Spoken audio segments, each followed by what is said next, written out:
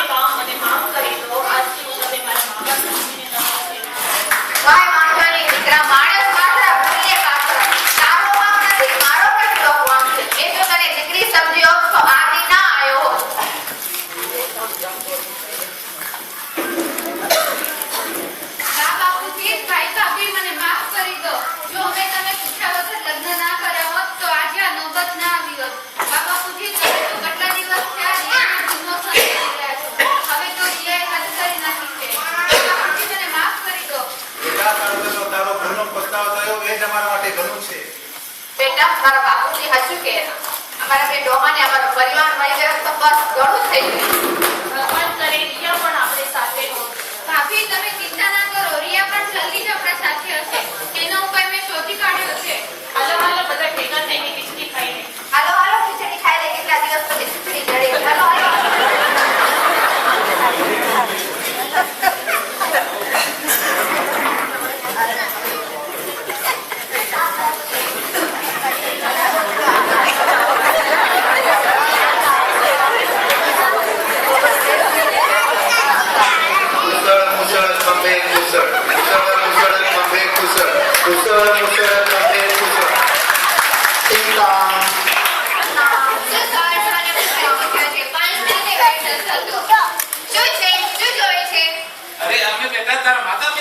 ઓળખતી નથી. Oh my God, તમારી આવી હાલત કોની કરી? આ તબિયત નીકળ છે બેટા.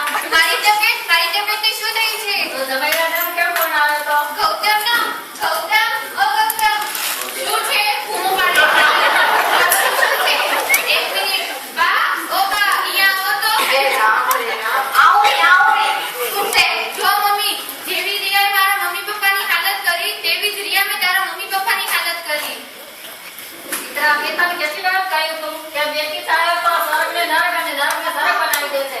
બેટા કેટલી વાર કહ્યું કે ઘર સંસારમાં ધ્યાન આપ. તે તો ખાલી ફરવામાં ભણવામાં જ ધ્યાન આપો. દાદા તે તો મારું માથું તરફથી ઝુકાવી દીધું.